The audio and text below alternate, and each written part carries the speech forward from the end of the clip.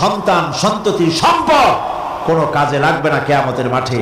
সেদিন আমাদের উঠতে হবে খালি হাতে, সে খালি উঠতে হবে, কোনো ফরেন কারেন্সি দিয়ে কাজ হবে না, বন্ধু বান্ধব মিলবে না, কারেন্সিও মিলবে না। এমন একটা কঠিন জায়গা যেখানে মাথার উপরে হবে প্রচন্ড সূর্যের কিরণ, পায়ের তলে হবে তামার মতো জমিন, সমস্ত মাঠ জুড়ে শুধু মানুষ চিল্লাবে, কাঁপতে থাকবে, চিল্লাইতে থাকবে, উলঙ্গ উলঙ্গিনী হয়ে কিয়ামতের মাঠে মানুষ আল্লাহর দরবারে উঠবে। হযরত আয়েশা সিদ্দিকা রাদিয়াল্লাহু তাআলা আনহা বলেছেন, হে রাসূল, তাহলে কি মানুষের শরম করবে না? হুজুর বললেন, শরমের অনুভূতি তো থাকবে না, মানুষ সব আকাশের দিকে, ঊর্ধ্বের দিকে তাকিয়ে থাকবে, ভয়তে অস্থির হয়ে যাবে, কেউ কারো দিকে তাকাবার সময় পাবে না। এমন একটা বিভীষিকাময়, এমন একটা বিরাট জায়গায়, কঠিন জায়গায় আমাদের সকলকে উঠতে হবে। যাওয়ার আগে আল্লাহ পাক স্মরণ করিয়ে দিচ্ছেন, সূরা ফাতিহা প্রত্যেক নামাজে আমাদের স্মরণ করিয়ে দেয়, তিনি শুধু রহমান রহিমই নন, তিনি মালিক ইয়াউমিদ্দিন, তিনি কিয়ামতের দিন মানুষের বিচার করবেন।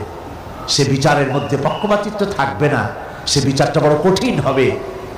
কারো পয়সা যদি মারেন, কারো হক যদি নষ্ট করেন, তাহলে প্রতিটা পয়সার জন্য 70 রাকাত কবুল নামাজের সওয়াব দিতে হবে কিয়ামতের মাঠে। বাঁচা যাবে না সেদিন, উপায় হবে না। আল্লাহ পাক যার প্রতি রহম করবেন তিনি ছাড়া আর বাঁচার কোনো পথ থাকবে না। সেই জন্য ওই পরকালের মাঠে কিয়ামতের দিন আল্লাহ পাকের দরবারে আমরা যেন আল্লাহর খাঁটি বান্দা হয়ে উঠতে পারি, এই জীবন যাপনের তৌফিক আল্লাহ পাক যেন আমাদের দান করেন। আমরা সবাই বলি আমিন, সকলে বলেন আমিন। الذين مكناهم في الأرض أقاموا الصلاة وآتوا الزكاة وأمروا بالمعروف ونهوا عن المنكر। মুসলমানেরা যদি ক্ষমতায় যায়, দিনদার ইমানদার লোকেরা যদি ক্ষমতায় যায়, চারখানা কাম করবে। জোরে বলেন কয়খান? প্রথম নম্বরে নামাজ কায়েম করবে, 2 নম্বরে যাকাত আদায় করবে, 3 নম্বরে ভালো ভালো কাজের আদেশ করবে, আর 4র্থ নম্বরে কি করবে? সমস্ত খারাপ কাজগুলি 2 হাত দিয়ে তারা বাধা দেবে। বাধা দেবে কি দিয়ে? হ্যাঁ, এইবার দেখা যাচ্ছে কয়েকজনে বলছে, বেশি লোকে ভয় পাইছে। বাধা দেবে কি দিয়ে? হ্যাঁ, এই 2 হাত দিয়ে বাধা দিতে হবে। এই কথাটা কে বলেছেন? না না, আল্লাহ বলেন না। আন্দাজে মারলে হইব নাকি? বুঝে শুনে জবাব দিতে হবে। 2 হাত দিয়ে বাধা দিতে হবে। কথাটি কার? রাসূল কারীম সাল্লাল্লাহু আলাইহি ওয়াসাল্লামের। মান রা মিনকুম মুনকারান ফালিয়ুগাইয়িরহু বিয়াদিহি। 2 হাত দিয়ে বাধা দাও, 2 হাত দিয়ে অন্যায়ের প্রতিরোধ করো। আমরা করি না।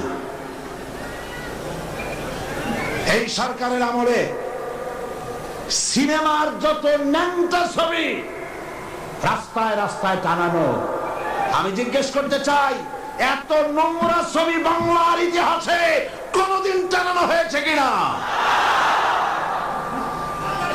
একজন সরকার, একটা সরকার প্রধান নারী, একজন নারী সরকার প্রধান, আর তার সময় নারীরা সবচাইতে বেশি লাঞ্ছিত আর ধর্ষিত হলো। ভালো কাজের আদেশ দাও, অন্যায় কাজ থেকে ফিরাও। রমজান মোবারক আসতেছে, চট্টলার সিংহ পুরুষেরা হাত মজবুত করো, সিনেমার পোস্টার ছেড়ে আন্দোলন শুরু করে দাও। কোন সিনেমায় নগ্ন ছবি থাকতে পারবে না, কোন রাস্তায় নগ্ন ছবি থাকতে পারবে না।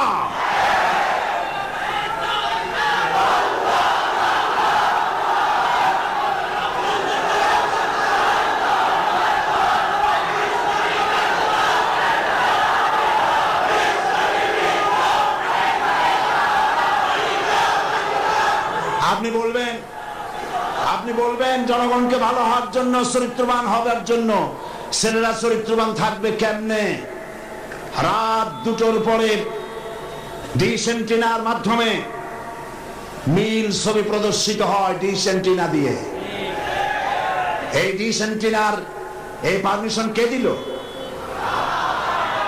কি জবাব দিবা কিয়ামতের দিন? এত ধর্ষণ বাড়তেছে খামোখা, কুরঙ্গ ছবি রাস্তায় টানানো, আর রাতের বেলায় নীল ছবি প্রদর্শিত হচ্ছে ডিশ এন্টিনার মাধ্যমে। যুবক যুবতীরা দেখতেছে, চুরি হচ্ছে, ডাকাতি হচ্ছে, খুন হচ্ছে। বাংলাদেশ হাবিয়া দোজখে পরিণত হয়ে গেছে। আমি মুসলমানদের যেই দলের হন, যত মানুষ এখানে এসেছেন, সকলের বিবেকের কাছে দাবি করি, সকলের বিবেকের কাছে আপিল করি। টেলিভিশনে একটা অনুষ্ঠান দেখায় না, জাতির বিবেকের কাছে প্রশ্ন। জাতির বিবেকের কাছে প্রশ্ন করে লাভ নাই, সরকারের বিবেকের কাছে প্রশ্ন করতে চাই। এই ডিসেন্টিনা বন্ধ করো, সিনেমার নোংরামি বন্ধ করো, নইলে তোমাকে ক্ষমতা থেকে দড়ি বেঁধে টেনে বঙ্গোপসাগরে নিক্ষেপ করা হবে।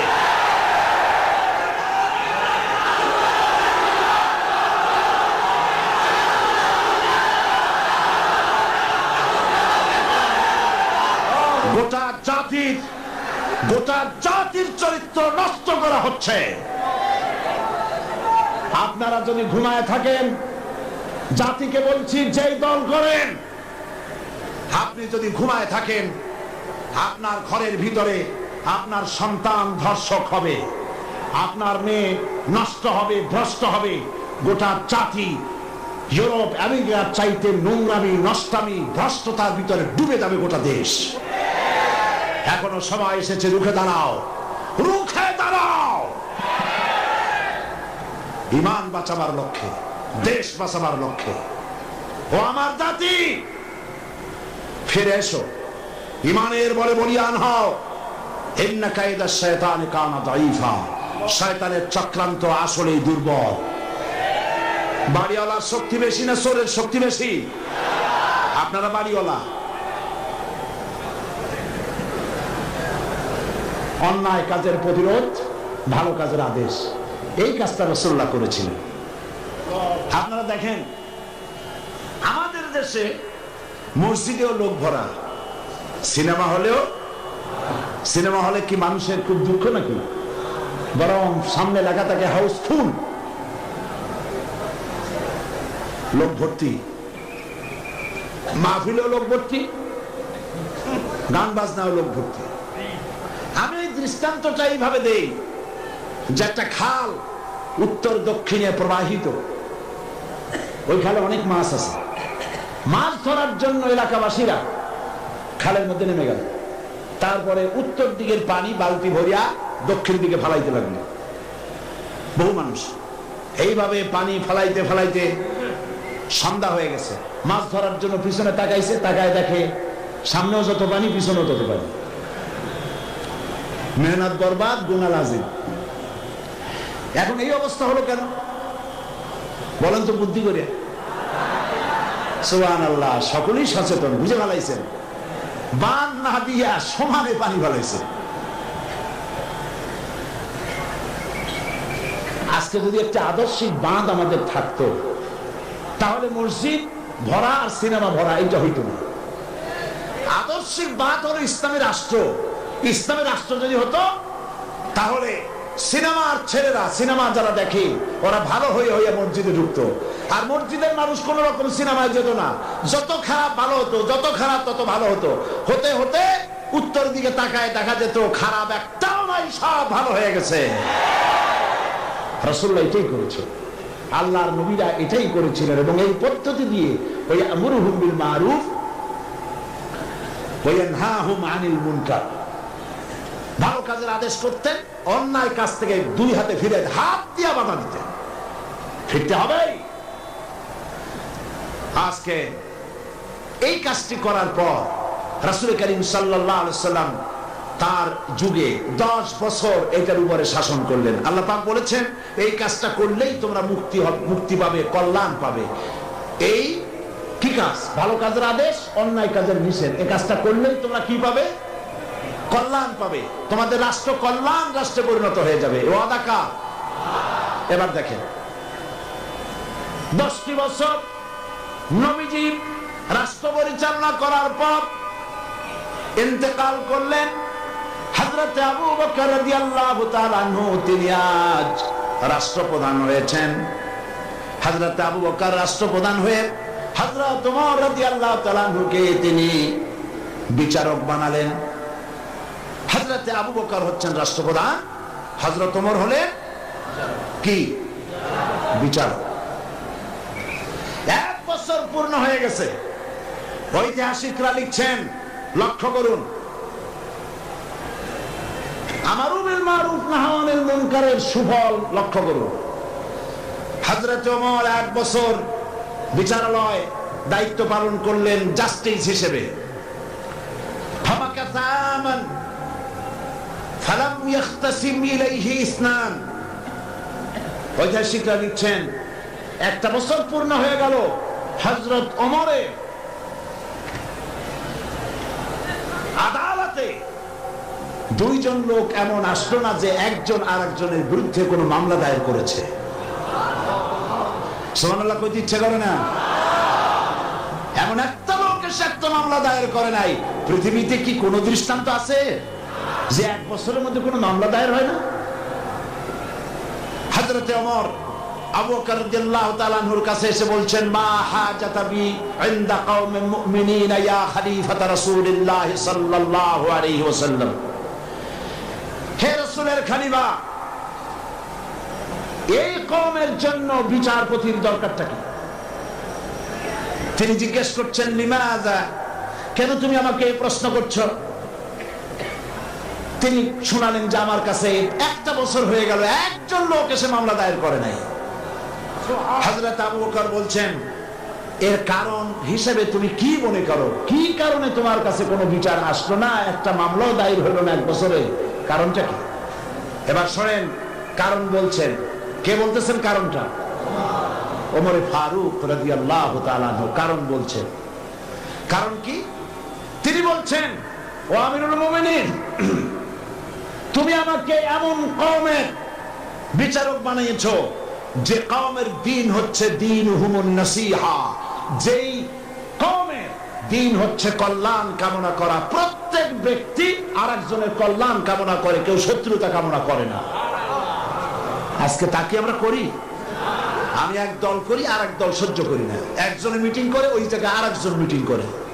একজন রাজনীতি করে, তার রাজনীতি সহ্য হয় না বলে 5 ট্রাক ময়লা ফেলায় দিয়ে আসে। সে যুগে তারা কল্যাণ কামনা করে, আর আজকের যুগে কি করে? কল্লা কামনা করে। অমুকের কল্লা খুলে নেব আমরা। এখন কল্লা কামনা করা হয়, আর তখন কল্যাণ কামনা করা হতো। দীনুহুমুন নাসিহা ওয়া মানহাজুহুমুল কোরআন। এই জাতির মানহাজ, তাদের উদ্দেশ্য, তাদের লক্ষ্য, তাদের কনস্টিটিউশন, তাদের সংবিধান হচ্ছে কি? আল কোরআন। ওয়া আমালুহুম আল আমরু বিল মারুফ ওয়া নাহি আনিল মুনকার।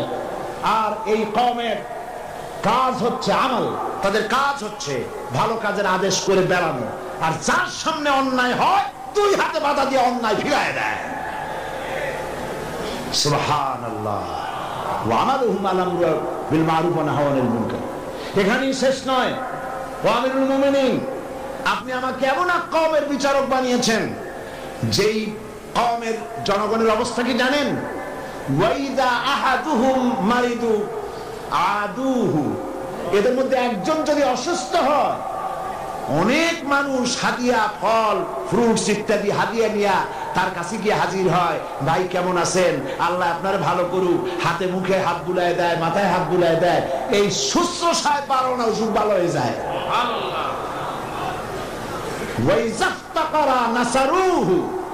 আর যখন তাদের মধ্য থেকে কেউ ফকির হয়, গরিব হয়, সাহায্য করার জন্য লোকেরা এগিয়ে আসে। 50 টাকার দরকার, 2000 টাকা চলে আসছে। বাড়িতে চাল দিতে পারে না, বিল্ডিং এর ছাদ দেওয়ার মতো পয়সা চলে আসছে। আর যখন কারো কিছু প্রয়োজন হয়, সেই প্রয়োজন মিটাবার জন্য চতুর্দিক থেকে লোকেরা এসে হাজির হয়ে যায়।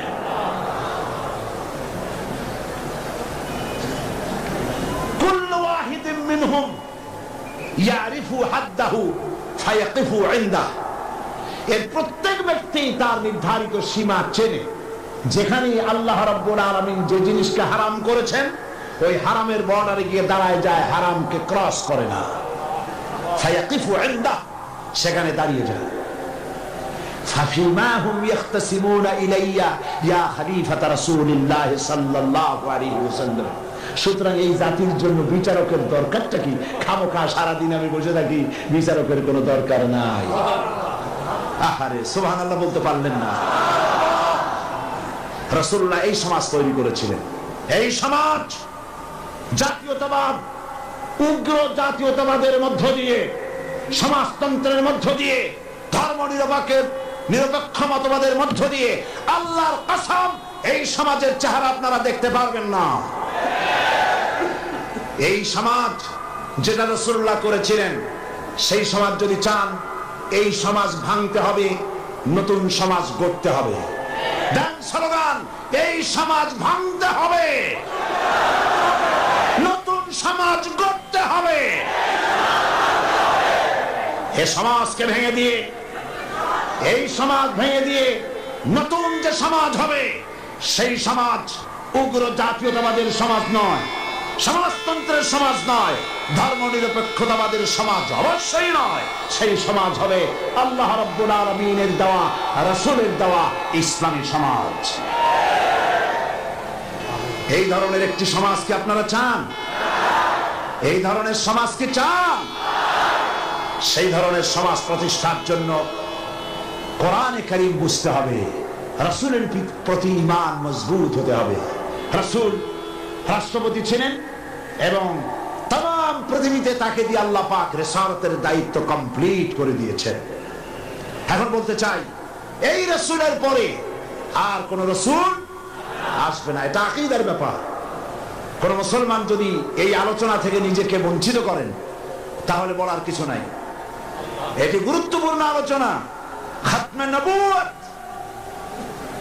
বিগত কয়েক যুগ ধরে ইসলামের বিরুদ্ধে যেসব ফিতনার উদ্ভব হয়েছে, তার মধ্যে নতুন নবুয়তের দাবি হচ্ছে একটি মারাত্মক ষড়যন্ত্র। এ ব্যাপারে খাতমে নবুয়তের বিশ্বাসের তাৎপর্য, গুরুত্ব অনুধাবন করা রিসালাতের অপরিহার্য দাবি। একজন নবীর পর আর একজন নবী আসতে পারে কেবলমাত্র তিনটি কারণে। বোঝেন ভালো করে, একজন নবীর পরে আরেকজন নবীর আসার কারণ হতে পারে মাত্র তিনটি। কয়টি? এক, প্রথম নবীর শিক্ষা বিলুপ্ত হয়ে গেছে এবং তা পুনর্বার পেশ করা প্রয়োজন, এই জন্য একজন নবী আসা দরকার। রাসূলুল্লাহর শিক্ষা কি বিলুপ্ত হয়েছে? রাসূলুল্লাহর শিক্ষা বিলুপ্ত হয়নি, চির অম্লান হয়ে আছে। নতুন নবীর প্রয়োজন নাই। দুই, প্রথম নবীর শিক্ষা পূর্ণাঙ্গ নয় এবং তার শিক্ষা সংশোধনের বা পরিবর্তনের প্রয়োজন, এজন্য নতুন একজন নবীর প্রয়োজন। রাসূল করিম সাল্লাল্লাহু আলাইহি ওয়াসাল্লামের শিক্ষা কি পূর্ণাঙ্গ নয়? তা কি সংশোধন এবং পরিবর্তনের কোনো প্রয়োজন আছে? তিন, প্রথম নবীর শিক্ষা একটি জাতির জন্য সীমাবদ্ধ, অন্যান্য জাতির জন্য আর একজন নবী দরকার। রাসূল করিম সাল্লাল্লাহু আলাইহি ওয়াসাল্লাম কি শুধু একটি জাতির নবী? রাসূল করিম সাল্লাল্লাহু আলাইহি ওয়াসাল্লাম হচ্ছেন বিশ্ব নবী। সুতরাং তার নবুয়তের পরে নতুন কোন নবীর আমদানির কোনো প্রয়োজন নাই। রাসূল করিম সাল্লাল্লাহু আলাইহি ওয়াসাল্লামের নবুয়ত শেষ, এরপরে আর কোন নবী? কোরআনে কারীমের চূড়ান্ত দলিল শুনুন, মা কানা মুহাম্মাদুন আবা আহাদিম মির রিজালিকুম ওয়ালাকির রাসূলুল্লাহি ওয়া খাতামান নাবিয়্যিন। মুহাম্মদ সাল্লাল্লাহু আলাইহি ওয়াসাল্লাম তোমাদের কোন পুরুষদের পিতা নন, বরং তিনি আল্লাহর রাসূল এবং নবীগণের পরিসমাপ্তকারী, আর আল্লাহ সর্ববিষয়ে মহাজ্ঞানী। এই খাতামান নবিয়্যিন, খাতাম শব্দের উল্লেখ করে নবুয়তের দুয়ার চিরকালের জন্য আল্লাহ পাক বন্ধ করে দিয়েছেন। সেই প্রথম শতাব্দী থেকে আজ পর্যন্ত, হিজরি প্রথম শতাব্দী থেকে নিয়ে পর্যন্ত পৃথিবীর সমস্ত উলামায়ে কেরামে একমত, পৃথিবীতে আর কোন নবী আসবেন না, আসার কোন দরকার নেই। অথচ এই খাতামের অর্থ নতুন নবী, ভণ্ড নবী, মিথ্যা দাবিদার নবী, পৃথিবীর নিকৃষ্ট শয়তান গোলাম মোহাম্মদ কাদিয়ানী, আল্লাহ জাহান্নামের আগুন তার কবরে অনন্তকাল জ্বলতে থাকুক।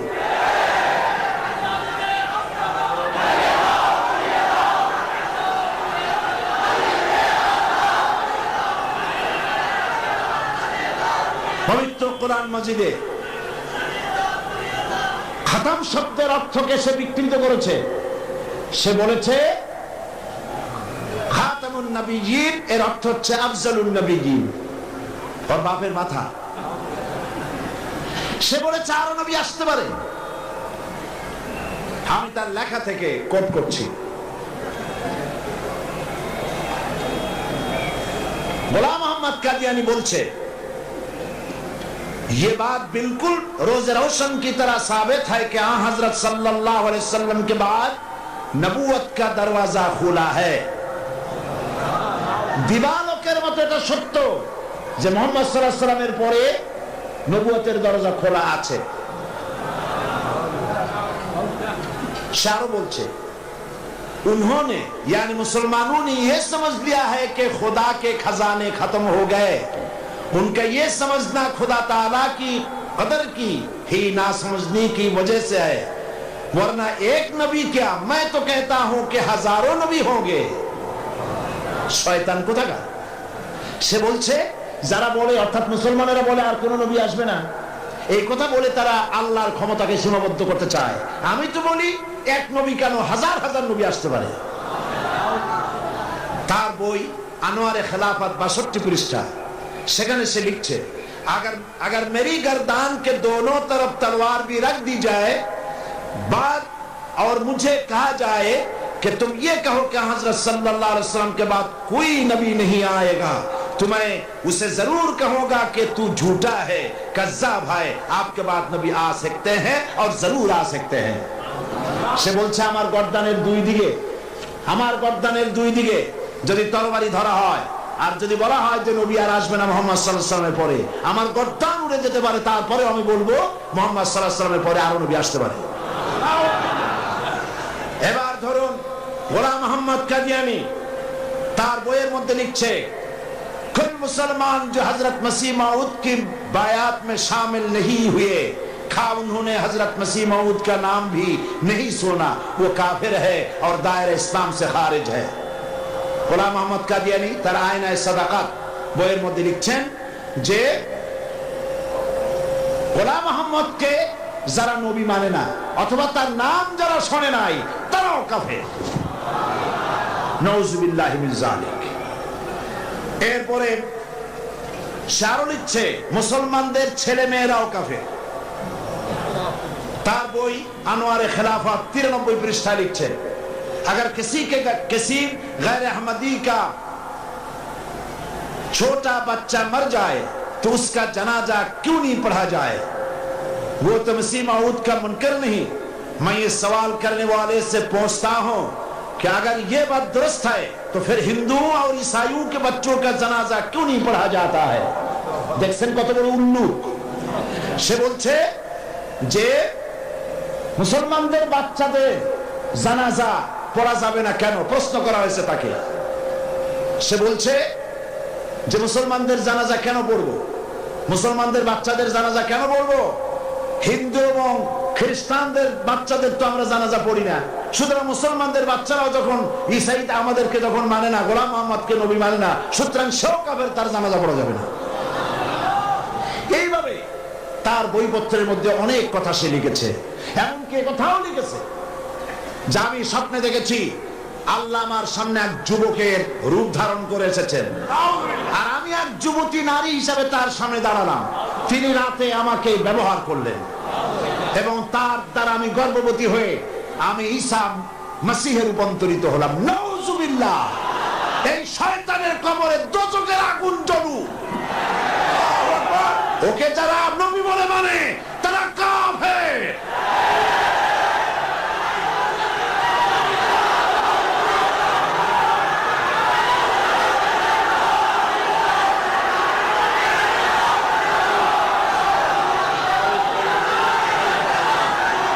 रसूल करीम सल्लल्लाहु अलैहि वसल्लम খতমে নবুয়ত সম্পর্কে বলেছেন, ইন্না মাসালি ওয়া মাসালাল আমবিয়া মিন ক্বাবলি কামাসালি রাজুলিন বানা বাইতান ফাসানাহু ওয়া আজমালাহু ইল্লা মাওদা'a লাবিনাতিন মিন যাওয়াবিয়াতিন ফাজআলান নাসু ইয়াতুফুনা বিহি ওয়া ইউজিবুনা লাহু ওয়া ইয়াকুলুনা হাল্লা wudi'at হাযিহিল লাবিনা ফাআনা লাবিনা ওয়া আনা খাতামুন নাবিয়্যিন। বুখারী কিতাবুল মানাকিব। আল্লাহর নবী বলেন, একটি বিল্ডিং, সেই বিল্ডিং এর ভিতরে যদি একখানা ইটের অভাব থাকে তাহলে প্রত্যেকের চোখে ধরা পড়বে একখানা ইট নাই। যখন ইটখানা পূর্ণ করা হবে, বিল্ডিংটি পূর্ণ হয়ে গেল। নবীজি বলেন, নবুয়তের ইমারতে একখানা ইটের অভাব ছিল, রব্বুল আলামিন আমাকে সেই ইট হিসাবে জায়গা পূর্ণ করে নবুয়তের ইমারতকে কমপ্লিট করে দিয়েছেন। রাসূলুল্লাহ সাল্লাল্লাহু আলাইহি ওয়াসাল্লাম আন্না রিসালাতা ওয়ান নবুওয়াতা কাদ ইনকাতাত ফালা রাসূলা বাদি ওয়ালা নবুওয়া। রাসূল কারীম সাল্লাল্লাহু আলাইহি ওয়াসাল্লাম বলেছেন, রিসালাত এবং নবুয়তের দরজা কাট হয়ে গেছে, নতুন করে কোন নবী বা রাসূল পৃথিবীতে আর আসবে না। قال النبي صلى الله عليه وسلم لو كان بعدي نبي لكان عمر بن الخطاب رضي الله تعالى عنه। আমার পরে যদি কেউ নবী হতো অবশ্যই ওমরকে আল্লাহ পাক নবী বানায় দিতেন। قال رسول الله صلى الله عليه وسلم لا نبي بعدي ولا أمة بعد أمتي। আমার পরে আর কোন নবী নাই, আমার উম্মতের পরে আর কোন উম্মত নাই। রাসূল করিম সাল্লাল্লাহু আলাইহি ওয়াসাল্লাম বলেছেন, আন সাওবান রাদিয়াল্লাহু তাআলা আনহু আন্নাহু قال قال رسول الله صلى الله عليه وسلم وأنه سيكون في أمتي 30 كذبون كلهم يزعم أنه نبي وأنا خاتم النبيين لا نبي بعدي। رواه أبو داود كتاب الفتن। আবু দাউদ শরীফে এসেছে, রাসূল করিম সাল্লাল্লাহু আলাইহি ওয়াসাল্লাম বলেছেন, আমার পরে 30 জন মিথ্যাবাদী নবুয়তের দাবি করবে। মিথ্যাবাদী, কাযযাব, দাজ্জাল। অথচ আমার পরে আমি শেষ নবী, আমার পরে আর কোন নবী আসবে না। রাসূলুল্লাহ সাল্লাল্লাহু আলাইহি ওয়াসাল্লামের জীবনের শেষ ভাগে মুসাইলামা কাযযাব মিথ্যা নবুয়তের দাবি করলো। রাসূলের পরে যদি আর কোন নবী আসার গুঞ্জাইশ থাকতো, তাহলে আপনারা বলেন, হুজুরের ইন্তেকালের পর সর্বপ্রথম যে যুদ্ধ হলো সেটা তো এই যুদ্ধই ছিল। মুসাইলামা কাযযাবকে গ্রেফতার করার জন্য, তার বিরুদ্ধে যুদ্ধ করার জন্য সমস্ত সাহাবায়ে কেরাম এক হয়ে গিয়েছিলেন। রাসূলের পরে আর কেউ নবী হবে এটা যদি বৈধ হতো, তাহলে সাহাবায়ে কেরাম এই যুদ্ধে যেতেন না, ঠিক কিনা? তার বিরুদ্ধে যুদ্ধ করেছেন। সেই বেটা নবুয়তের দাবি করছে, লোকেরা কয় আপনি তো খালি নবী নবী করেন, তা আপনার ওহী কই? কয় যে দেখো, কেবল না নবী হইলাম, একটু অপেক্ষা তো করবা। হ্যাঁ, জিবরাইল আসুক। কয়েকদিন পর কয় যে জিবরাইল আসছিল আজকে। তারপর কি সূরা পাইলে? কয় যে সূরা একখান পাইছে। সূরা কয় শোনা না আমাদেরকে, তো উম্মত তো কিছু পাবে, উম্মত পাবে না? এখনো কেউ দাবি করুক নবী, দেখবেন কিছু উম্মত পেয়ে যাবে। পাগল ছাগলের তো অভাব নাই, ঠিক কিনা? তা না হলে গোসল শরীফের পানি মানসি গাইতে পারে। নাউজুবিল্লাহ। কর একজন পীর হয়, ওনার একটা গোসল শরীফ হবে, গোসলের পানি শরীরের যত জায়গা ধুইয়া পড়লো, নাউজুবিল্লাহ, এইগুলা মানসি গায়। সুতরাং পাগল ছাগলের অভাব নাই। পাগল ছাগল আছে, কিছু উম্মত পেয়ে গেছে। উম্মতের কয় সূরা কই? কয় পাইছি সূরা। সূরা একটা শোনাই দিল, ইন্না আ'তাইনাকাল আকা ফাসাল্লি লিরাব্বিকা ওয়াজআক ইন্না শানিয়াকা হুয়াল আবলাক। উম্মতেরা কয় যে তো মহামরণ, এ কি সূরায় পড়তে গেলে তো কাশি আসে। আর অর্থ কি? রাসূলুল্লাহর উপরে যে সূরা নাযিল হইছে, সুবহানাল্লাহ, তা শুনলে চোখ দিয়ে পানি পড়ে। আর এটা সূরা হইল, অর্থটা কি? আমি তোমাকে নিশ্চয়ই হুতুম পেশা দান করেছি, সুতরাং তোমার রবের উদ্দেশ্যে চিৎকার মারো, তোমার শত্রুরা শ্বেত এবং কালো বর্ণের হবে। তো হইল কি? আগা নাই মাথা নাই, তো হইল কি? তারপরে যুদ্ধ হলো, শয়তান মরল। 30 জন মিথ্যাবাদী নবুয়তের দাবি করবে। তার মধ্যে সর্বশেষ এই নবুয়তের দাবি করতে এসলো গোলাম মোহাম্মদ কাদিয়ানী। অথচ রাসূলের পর যার কোন নবী আসবে না, কোরআন সাক্ষী, সমস্ত হাদিস গুলি সাক্ষী। কোরআন শরীফের যত তাফসীর আছে, কাশাফ, বাইজামি, তাবারি, কুরতুবি, রুহুল বায়ান, রুহুল মানি, খাজিন, দুররে মনসুর ফি জিলালিল কোরআন, জালালাইন, যত তাফসীর, আরবি তাফসীর পৃথিবীতে আছে, সমস্ত তাফসীর খাতামুন নবীয়্যিনের তাফসীর করেছে। এরপরে আর কোন নবী আসবে না। একটি কথা মাঝখানে শোনায়নি, এই পৃথিবীতে খ্রিস্টান এবং ইহুদিরা যখনই মুসলমানদেরকে আক্রমণ করতে চেয়েছে কোনো ব্যাপারে, তখন মুসলমানদেরকে ব্যবহার করেছে, ঠিক না? মুসলমানদেরকে ব্যবহার করেছে। রাসূলুল্লাহকে গালি দেওয়ার জন্য বাংলাদেশে কবি নামের কলঙ্ক দাউদ হায়দার নামক এক শয়তানকে তারা ব্যবহার করেছিল। আবার কোরআন শরীফকে সংশোধন করতে হবে বলে নারী নামের কলঙ্ক, ওই শয়তানের নাম নেব না, তারে ব্যবহার করছিল। হযরত আয়েশা রাদিয়াল্লাহু তাআলা আনহাকে গালি দেওয়ার জন্য সালমান রুশদির মতো একটা শয়তানকে তারা ব্যবহার করেছিল। অনুরূপ ভাবে খাতমে নবুয়তের উপরে হামলা করার জন্য খ্রিস্টান আর ইহুদিরা আগায় আসে না, এই গোলাম মুহাম্মদ নামক এক শয়তানকে ব্যবহার করেছে। সে বলল আমি নবী। তারপরে এইসব হাবিজাবি বইপত্র লিখলো, উর্দুতে, ইংরেজিতে, নানান ভাষায় লিখলো। সে ছিল ইংরেজের দালাল। এরপরে আরেকটি কথা হচ্ছে, ইমাম আযম রাহমাতুল্লাহ আলাইহি বলেছেন, আপনারা বিরক্ত হচ্ছেন না তো? ইমাম আযম রাহমাতুল্লাহ আলাইহি বলেছেন, মুহাম্মদ সাল্লাল্লাহু আলাইহি ওয়াসাল্লামের পরে যদি কেউ নবুয়তের দাবি করে, তার কাছে দলিল চাওয়া যাবে না, যে তুমি যে নবী তার দলিল কি দাও। এই দলিল চাওয়া গোমরাহি, কুফরি। কারণ তুমি প্রমাণ করেছো সে যদি দলিল দিতে পারে তাহলে তার নবুয়ত তুমি মানবা। নাউজুবিল্লাহ। মাওলানা আতাউল্লাহ শাহ বুখারী রাহমাতুল্লাহ আলাইহি সেই যুগের শ্রেষ্ঠ আলেম,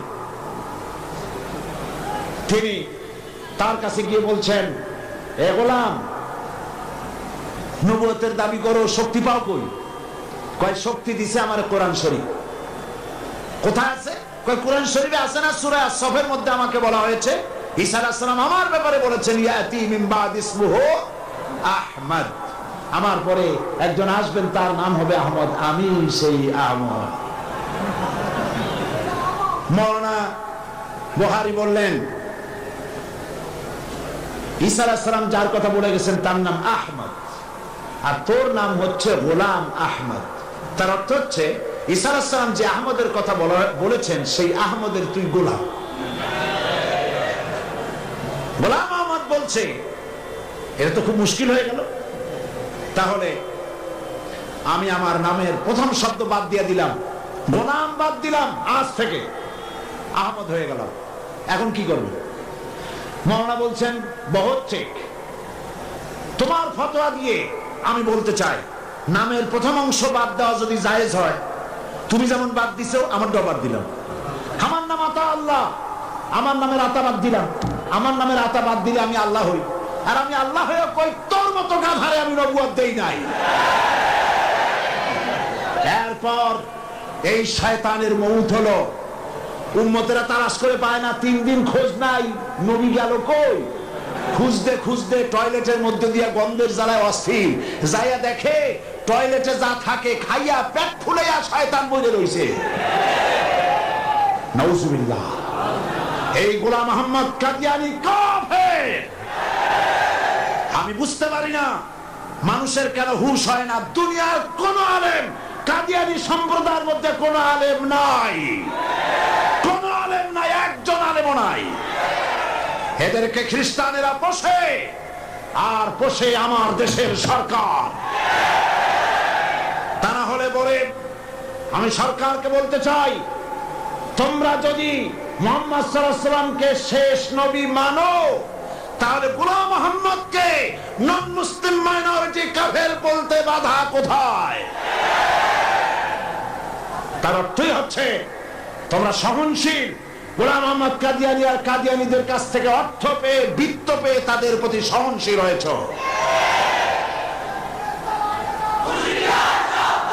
এই পৃথিবীর 18টি মুসলিম দেশ কাদিয়ানীদেরকে নন মুসলিম মাইনরিটি হিসেবে ঘোষণা করেছে। বাংলাদেশকেও করতে হবে। সেই সৌভাগ্য এই পোড়া কপাইলা সরকারের আছে কিনা আমি জানি না। বাংলাদেশের সমস্ত আলেম, সমস্ত পীর সব একমত, হিন্দুরা যেভাবে দেশে বাস করে স্বাধীন নাগরিক হিসেবে, বৌদ্ধ খ্রিস্টানরা যেভাবে বাস করে এবং নাগরিক সুবিধা গ্রহণ করে, কাদিয়ানীরাও সেভাবে নাগরিক সুবিধা ভোগ করবে। তবে নন মুসলিম মাইনরিটি হিসেবে ভোগ করতে হবে, মুসলমান নামে ভোগ করতে পারবে না। এবং কোন কাদিয়ানীর মসজিদ থাকবে না। কাদিয়ানীদের মসজিদ মসজিদ নয়, উপাসনালয়। তাদের মসজিদের ইমাম হয় না, পুরোহিত হয়। তাদের উপাসনালয়ের ভিতরে পাওয়া গেল বোমা, ডিনামাইট। তাদের পুরোহিতদেরকে গ্রেফতার না করে, তাদের নেতাদেরকে গ্রেফতার না করে আল্লাহর বান্দা এদেশের আলেমদেরকে গ্রেফতার করে পুলিশ রিমান্ডে নিয়ে নির্যাতন চালানো হচ্ছে। মনে রেখো, আল্লাহ বলেন আমি সীমা লঙ্ঘনকারীদেরকে ঢিল দে, দেখি কদ্দুর পারো। তারপরে যখন প্রান্ত সীমায় চলে যায়, ইন্না বাতশা রাব্বিকা লাশাদীদ, তোমার প্রভু যখন ধরে, তোমার প্রভুর পাকড়াও সিরিয়াস হয়ে যায়। হাতের কাছে শত টেলিফোন থাকলেও টেলিফোনের গায়ে হাত যাওয়ার আগে ব্রাশ ফায়ার হয়ে কলিজা উড়ে চলে যাবে। আল্লাহকে ভয় করো। কারে ভয় করো? চিল্লাও, কারে ভয় করো? আল্লাহ পাককে ভয় করো। কাদিয়ানীরা কাফের, তাদের কুফরি থেকে, তাদের অনিষ্টতা থেকে দেশকে বাঁচাও। আমি আজ আপনাদের সামনে কথা স্পষ্টভাবে বলতে চাই, মুহাম্মদ সাল্লাল্লাহু আলাইহি ওয়াসাল্লামের খাতমে নবুয়তের উপরে ঈমান আনা আমাদের জন্য ফরজ। হুজুরের পরে আর কোন নবী আসবে না। আমার কথার ভুল অর্থ করার কোনো সুযোগ নাই, স্পষ্ট কথা বলছি। আমি আপনাদেরকে আরজ করব, আগামীকাল এই আয়াতের বাকি অংশ আপনাদের সামনে পেশ করব ইনশাআল্লাহ। মুনাজাতের জন্য সব মুসলমান যার যার জায়গায় এক সেকেন্ডের ভিতরে বসে পড়ুন। এত বড় মাহফিলের মুনাজাত কেউ নষ্ট করবেন না। সবাইকে বসতে বলেছি, দাঁড়ানো লোকেরা সবাই বসুন আর জোরে সোরে জিকির করেন সুবহানাল্লাহ, আলহামদুলিল্লাহ।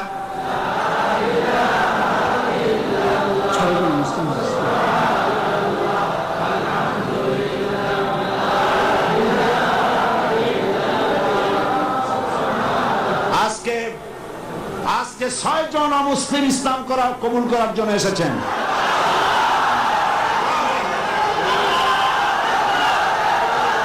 আমি আর একটা কথা শোনাই, আর একটি কথা শুনুন, আর একটি কথা শোনেন। মুনাজাতের কথা শুনে প্রত্যেক দিন যারা হাঁটেন, আমি তাদেরকে অনুরোধ করবো, আল্লাহর রাস্তায় আগামীকাল মাহফিলের ভেতরে ঢুকবেন না। মেহরবানি করে মাহফিলের চতুর্দিকে থাকবেন, যাতে মুনাজাতের নাম শুনলেই আপনারা দৌড় মারতে পারেন। আল্লাহর রাস্তায় ভিতরে ঢুকবেন না। হাজার হাজার মানুষ পাড়ায় আপনারা যান, আপনাদের লজ্জা হওয়া উচিত। সবাই জিকির করেন সুবহানাল্লাহ।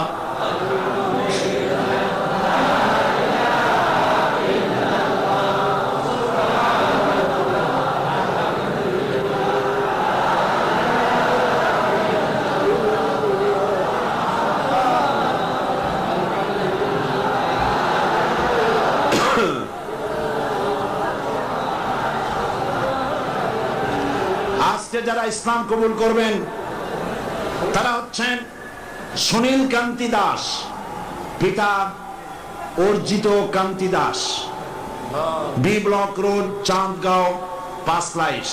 বর্তমান নাম পছন্দ করেছে মোহাম্মদ ইব্রাহিম। শ্রী মানিক চন্দ্র দাস, শ্রী মানিক চন্দ্র দাস, পিতা শ্রী কমল কান্তি দাস, পাঁচলাইশ। বর্তমান নাম মোহাম্মদ সাইফুল ইসলাম আজাদ। প্রবাস কৈবর্ত, পিতা Makhan Kaibarta, Amin jute mills, main gate, Panchlaish. বর্তমান নাম মোহাম্মদ রাসেল। বিশ্বজিৎ সূত্রধর, পিতা মাখনলাল সূত্রধর, বর্তমান নাম বাড়ি সন্দীপ। বর্তমান নাম পছন্দ করেছে মোহাম্মদ মনিরুল ইসলাম। শ্রী দুলাল বাবু শীল, পিতা শ্রী জিতেন বাবু শীল, সিগন্যাল কোম্পানি পাঁচলাইশ, বর্তমান নাম মোহাম্মদ আবু বকর সিদ্দিক। শ্রী সুবল চন্দ্র সাহা, পিতা আশুতোষ সাহা,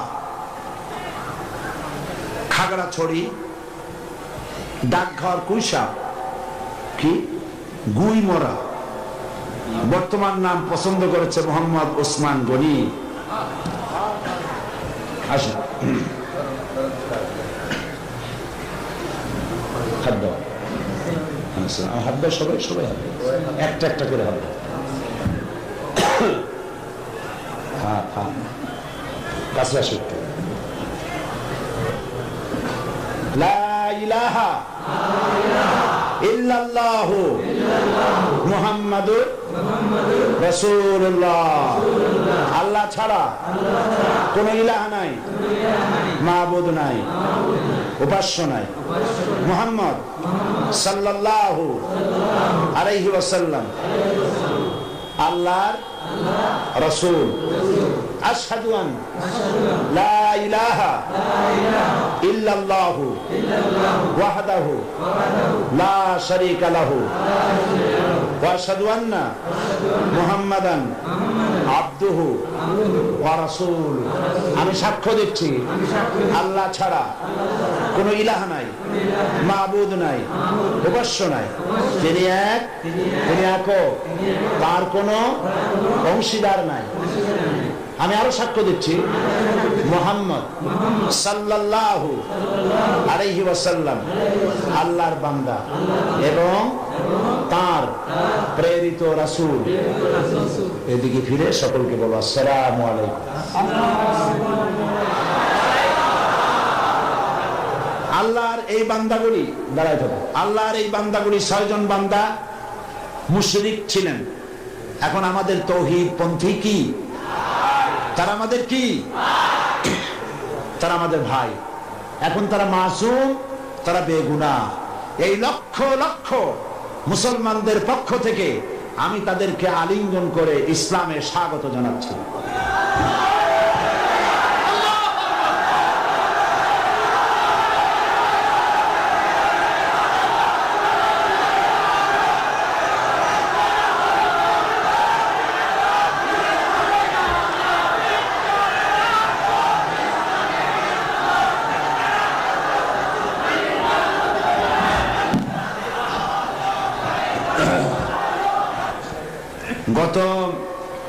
গতদিন মহিলা মাহফিল কবে হয়েছিল?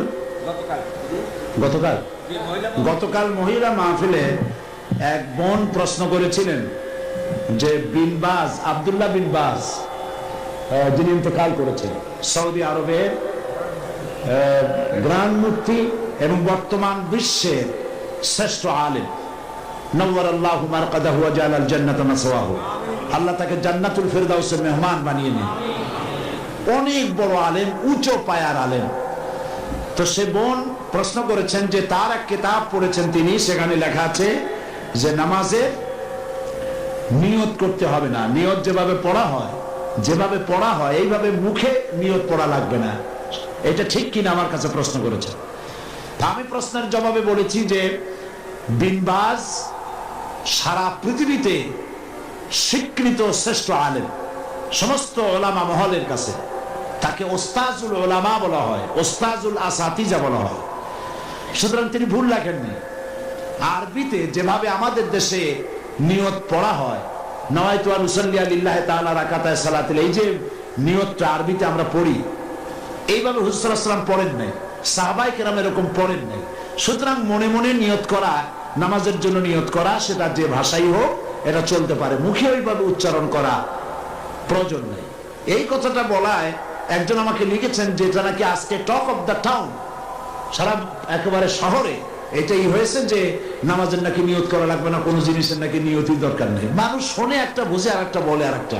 নিয়ত তো করতে হবে, কিন্তু মুখে ওইভাবে নিয়ত, মুখে উচ্চারণ করা এভাবে হাদিস শরীফে কোথাও নাই, রাসূলুল্লাহ সাল্লাল্লাহু আলাইহি ওয়াসাল্লাম করেন নাই, সাহাবায়ে কেরাম করেন নাই। সুতরাং এগুলো নিয়ে উল্টাপাল্টা মন্তব্য পেশ করার কোনো জরুরত নেই। হ্যাঁ, নিয়ত তো করবো, নিয়ত তো করতে হবে, সেটা তো বললাম। নিয়ত পড়তে হবে, কিন্তু মুখে ওইভাবে উচ্চারণ করার জরুরত নেই। একজন বলেছে আপনি টাকা দিয়ে প্রতি বছর মুসলমান বানান, দেখছেন অবস্থা? এইসব প্রশ্ন আমার কাছে দেন কি কেন? এবারে জিজ্ঞেস করেন এই 6 জনের কাছে যে আমি কয় টাকা দিছি, আমি জিন্দিগিতে এদের দেখছি কিনা, এরা আমারে দেখছে কিনা। আল্লাহ হেদায়েত করুন। জি, তো আমি নিয়তের ব্যাপারটা পরিষ্কার করে দিতে চাই। প্রত্যেক কাজের নিয়ত করতে হবে। ইন্নামাল আমালু বিন্নিয়াত, নিয়তটাই হচ্ছে প্রধান। তবে মুখে উচ্চারণ করার যে রীতি চালু হয়েছে এভাবে হাদিস শরীফে নাই। নিয়তটা করতে হবে, তবে এভাবে নয় যেভাবে আমরা করা বাধ্যতামূলক মনে করি। কথাটা পরিষ্কার হয়েছে কিনা? আলহামদুলিল্লাহ।